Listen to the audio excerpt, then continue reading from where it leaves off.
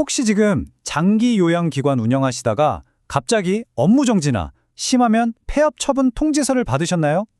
정말 평생을 바쳐서 땀과 노력으로 일구어온 우리 기관이잖아요. 근데 이게 한순간에 문을 닫을 수도 있다니 눈앞이 캄캄하고 막막하실 겁니다. 괜찮습니다. 오늘 제가 그 위기를 어떻게 헤쳐나갈 수 있는지 그 핵심 열쇠가 뭔지 하나하나 알려드릴게요. 아마 이 영상을 보시는 시설장님들 가장 먼저 이런 생각 드실 거예요. 아니 너무 억울하다. 내가 일부러 그런 것도 아닌데 정말 몰랐는데. 네, 그 심정 제가 누구보다 잘 압니다. 충분히 이해해요. 하지만 정말 안타깝게도요. 행정 절차라는 게 그런 감정적인 호소만으로는 해결되지가 않아요. 힘을 발휘하기가 참 어렵습니다. 왜냐하면요. 행정기관은 우리의 감정이 아니라 오직 서류와 증거, 그러니까 팩트만 보고 판단하거든요. 자, 바로 이 지점에서 우리의 전략이 180도 바뀌어야 합니다. 더 이상 제발 한 번만 봐주세요 하는 호소가 아니라 이건 이래서 그럴 수밖에 없었습니다 라고 보여주는 입증의 단계로 넘어가야 한다는 거죠. 얼마나 억울한지를 말하는 게 아니라 왜 그랬는지를 객관적인 자료로 똑부러지게 증명해야 합니다. 그럼 뭘 증명해야 하냐고요? 자, 핵심은 바로 이겁니다. 고의가 아니었다. 바로 이거예요. 이게 무슨 말이냐면 법에서도 위반을 하긴 했어도 그 동기나 상황을 봐서 처분 수위를 조절해주게 되어 있거든요. 그러니까 일부러 그런 게 아니라 어쩔 수 없는 실수나 착오였습니다. 이걸 입증하는 게 우리가 받은 처분을 낮출 수 있는 가장 중요하고 강력한 열쇠가 되는 겁니다. 우리의 방어 논리는요. 딱 이 세 가지 기둥으로 세우면 됩니다. 자, 들어보세요. 첫째, 일부러 그런 게 아닙니다. 그냥 실수였어요. 이게 바로 고의성 부존재고요. 둘째, 아니 그땐 정말 어쩔 수가 없었어요. 이게 불가피성입니다. 그리고 마지막으로 문제를 알자마자 바로 고치려고 이렇게 노력했습니다. 바로 시정 노력이죠. 이 세 가지 주장, 물론 말로만 하면 안 되겠죠? 이걸 전부 다 탄탄한 증거로 뒷받침하는 게 핵심 중의 핵심입니다. 자, 좋습니다. 그럼 이제부터는 진짜 실전으로 들어가 볼게요. 이론은 알았으니 실제 상황에서 어떤 증거들이 우리 기관을 지켜줄 강력한 방패가 되어주는지 가장 흔한 위반 사례별로 제가 콕콕 짚어드리겠습니다. 아, 이거 정말 시설장님들이라면 한 번쯤 겪어보셨을 거예요. 그쵸? 갑자기 요양보호사 선생님이나 사회복지사님이 그만두시는 바람에 인력의 구멍이 뻥 뚫리는 상황 말이에요. 이게 정말 행정처분의 가장 흔한 원인 중 하나거든요. 자, 이럴 땐 당황하지 마시고 이런 증거들을 모으셔야 합니다. 우선 날짜가 찍힌 사직서, 이게 있어야 갑작스러운 퇴사였다는 게 증명되겠죠. 그리고 바로 워크넷이나 교차로 같은 데 올린 구인 공고 스크린샷, 우리가 손 놓고 있었던 게 아니라 사람 뽑으려고 이렇게나 애썼습니다. 이걸 보여주는 거예요. 면접 봤던 기록도 좋고요. 심지어 그 공백 기간 동안 시설장님이 직접 어르신 케어하면서 땜빵했다는 근무표까지 있으면 이건 정말 강력한 증거가 됩니다. 다음 사례도 진짜 속 터지는 경우죠. 분명히 우리는 어르신께 서비스를 다 해드렸는데 서류 하나, 그러니까 급여 제공 기록지 같은 걸 깜빡하거나 잘못 적어서 돈만 받아 챙겼다. 즉, 부당 청구로 몰리는 상황이에요. 아, 정말 답답하고 환장을 노르시죠. 여기서 핵심은 딱 하나입니다. 서류는 실수했지만 실제로 서비스는 제공됐다는 걸 증명하는 거예요. 제일 좋은 건 뭘까요? 네, 바로 CCTV 영상입니다. 그 시간에 서비스를 제공하는 장면이 딱 찍혀 있으면 이건 뭐 빼도 박도 못하는 증거죠. 근데 만약 CCTV가 없다? 괜찮습니다. 포기하지 마세요.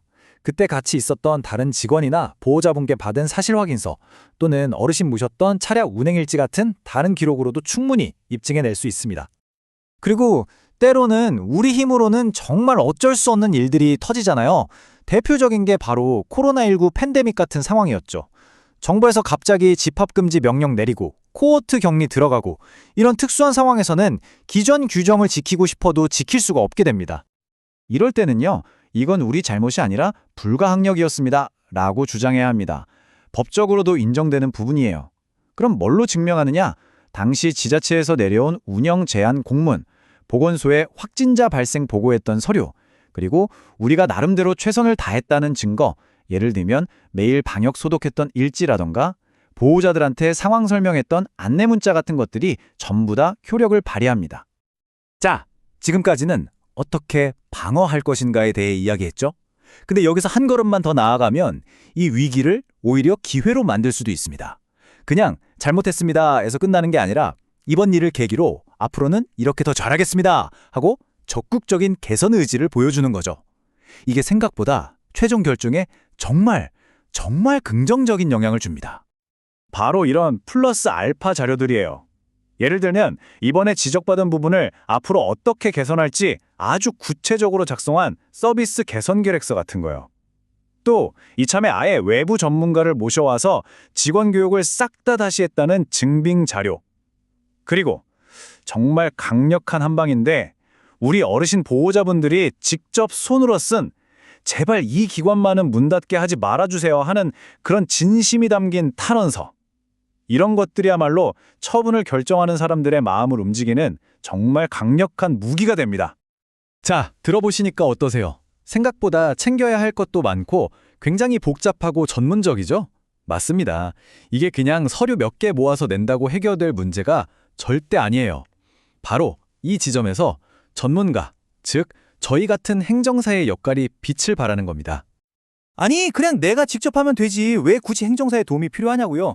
네, 그렇게 생각하실 수도 있어요. 왜 전문가의 도움이 필수적인지 제가 그 이유를 딱 짚어드릴게요. 저희 같은 전문가는 크게 세 가지 일을 합니다. 첫째, 수많은 자료 속에서 감정적인 건 싹 걷어내고 법적으로 가장 힘있는 증거만 쏙쏙 골라내죠. 이걸 전략적 증거 선별이라고 합니다. 둘째, 그냥 억울하다고만 하는 게 아니라 우리가 잘못한 것에 비해 이 처분은 너무 과합니다. 와 같은 비례의 원칙 위반이라는 법률적인 논리를 딱 세워서 공격하는 거예요. 그리고 마지막으로 이걸 전부 담아서 행정기관 담당자들이 딱 보고 아, 이 주장은 논리적이네 하고 납득할 수밖에 없는 그런 전문적인 서류를 만들어내는 거죠. 여기서 많은 분들이 행정사랑 변호사를 헷갈려 하시는데요. 제가 명확하게 정리해 드릴게요. 저희 행정사는 행정기관을 상대하는 전문가입니다. 그러니까 의견 제출이나 행정심판처럼 법원 가기 전 단계까지를 전문으로 다루는 거죠. 사실 대부분의 사건은 이 단계에서 해결하는 게 시간도 비용도 훨씬 아낄 수 있는 가장 효율적인 방법이에요. 그러다가 만약 일이 더 커져서 법원까지 가게 되면 그때부터가 바로 변호사님의 영역이 되는 거고요. 네, 바로 이겁니다. 이게 오늘 제가 드리고 싶었던 가장 핵심적인 메시지예요. 정말 잘 준비된 객관적인 증거 딱 하나가 우리 기관의 운명을 폐업이냐 아니면 기사회생이냐로 완전히 갈라놓을 수 있다는 사실. 이걸 꼭 기억해 주셨으면 좋겠습니다. 그러니까 절대로 포기하지 마세요. 아직 이릅니다. 시설장님의 모든 것이 담긴 그 소중한 기관을 지키기 위한 싸움, 바로 지금 시작하셔야 합니다. 오늘 제가 알려드린 내용들이 그 힘든 싸움의 첫걸음을 떼는데 든든한 이정표가 되어드릴 겁니다.